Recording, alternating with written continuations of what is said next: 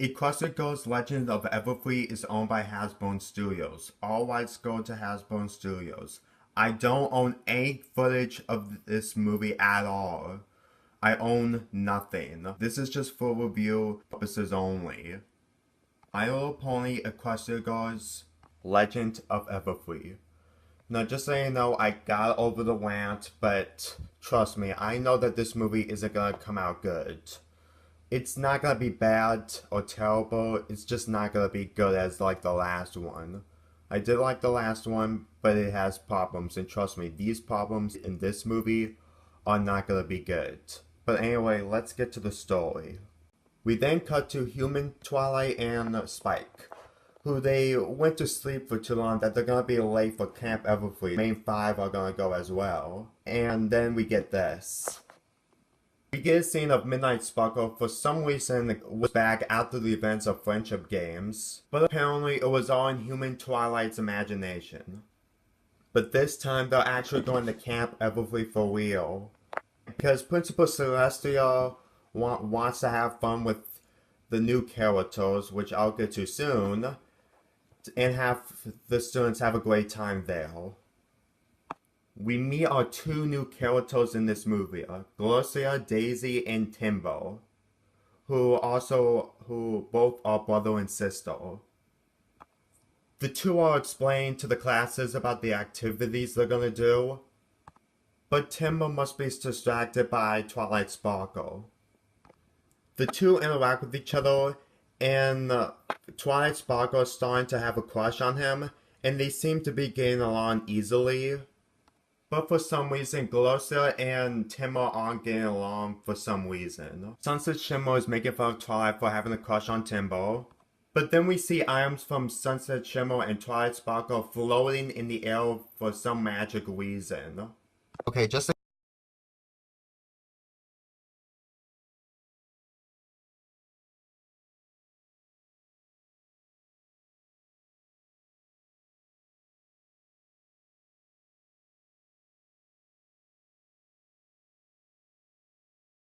Sunset Shimmer thinks that this is a wonderful thing to see, but Twilight Sparkle is still having problems at Friendship Games, even if Sunset Shimmer told her that it was just all over with.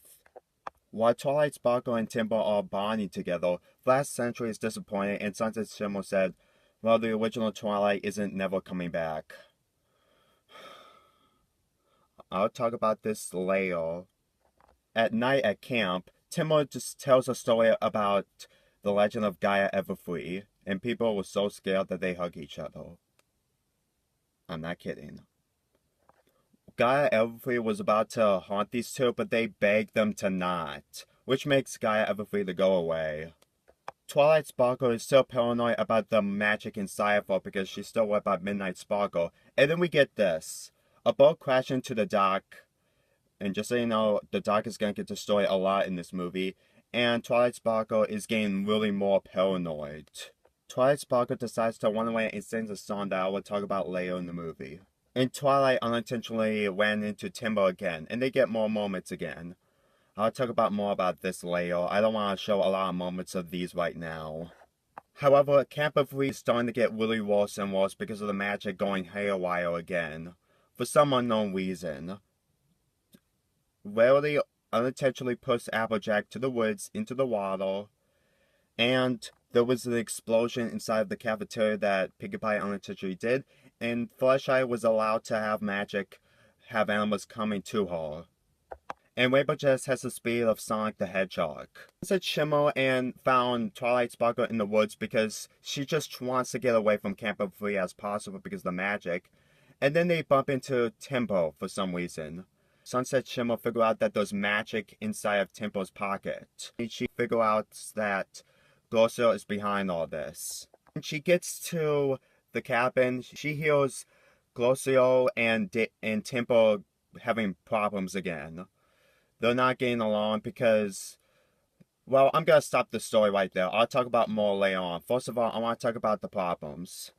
The problems I have with this movie is that they start off with the movie by going to Everfree.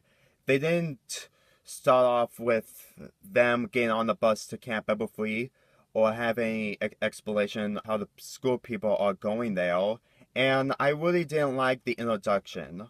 I do like the song, but not the introduction. It's just really rushed and completely unoriginal, if you ask me. Also, Glocio is really predictable.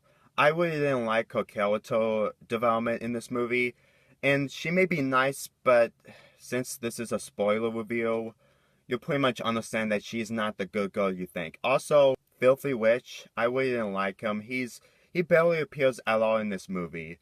He's really one of the weakest characters in this movie, and I don't like it for that reason. I'll talk more about Glocio later. For right now, I should talk about Sunset Shimmer and Twilight Sparkle. I know that Sunset Shimmer wants to help Twilight Sparkle, even though I want Princess Twilight to do it. It's just that her development isn't really that good to me. When I talk about her magical power yet, I'll tell you why I didn't like it. Also, I know this may be an epic, but I'm just really curious. Why does Sunset Shimmer has her hair not colorful like in the first two movies? I'm really sorry. I'm just really curious about that. I just like her colorful hair instead of her new hair as of now. Since no one didn't got a hair change, I just don't understand why she had her hair changed the color. But anyway, back to the movie. As for the magic abilities that the girls got, I really didn't find that interesting. I mean, Pinkie Pie has this magic to have her decorations as grenades, I guess. And Fluttershy's is kind of okay. Rainbow Dash speed is just, I pretty much know she would got a lot of speed. And no, it's not because I saw the trailer, it's because I pretty much knew that was gonna happen. And Welly's shield is tolerable, I guess, and Applejack's ability is just okay. And I'm gonna talk about Sunset Shimmer's ability, and she was able to read minds. I'll explain why I didn't like this ability. Her ability is to read people's minds, and I really didn't like this ability. I know it can show more to the characters like Glocio, but I really didn't like it. For one, it's not that interesting. I was expecting something really cool from Sunset Shimmer, but apparently this ability didn't do anything for me. And secondly, even though that this movie wants to have a different story with a different original plot for new characters, it is still cliche because they're going to a camp. The most cliche thing in history. I really didn't like how they set this up in a camp. I really didn't like the ability, I didn't really like the originality that this movie has for. I mean, Glocio was so predictable because she really wants to make Camp Everfree good, but apparently since she touched magic, just like Human Twilight and Sunset Shimmer, she becomes crazy.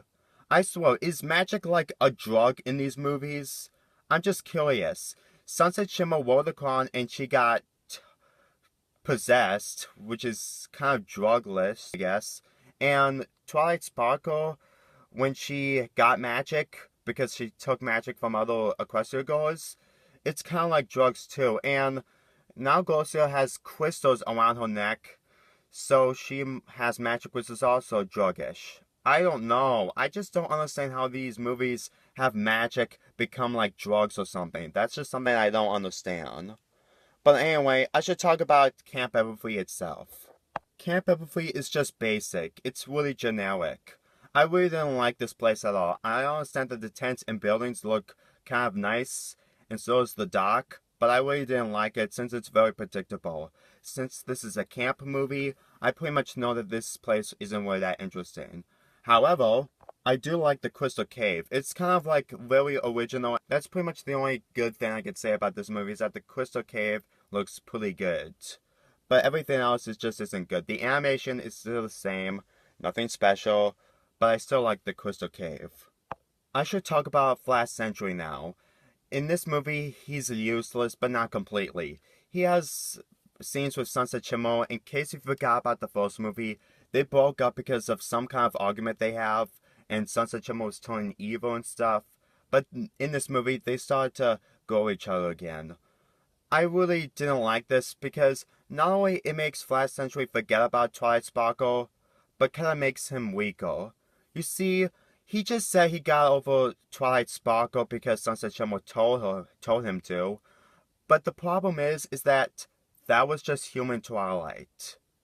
That was just human Twilight.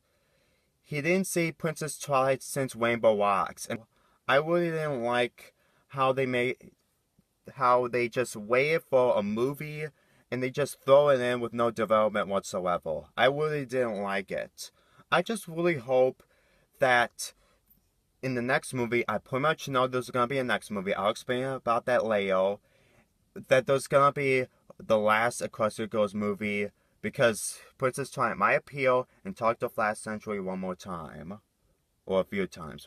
I should talk about why Princess Twilight should be in this movie, but I should explain why she isn't. In the last movie, not only that she was in this time travel loop, but the portal was gone because of Twilight's invention. In this movie, however, they had the idea to go to an entirely different place. Seriously, in the first 3 movies, they were always in Canterlot, but in this, they're in an entire different location. Oh my gosh. I'm sorry, I just don't like that. And the reason why I want Princess Twilight to be here is that she can help out human Twilight about magic.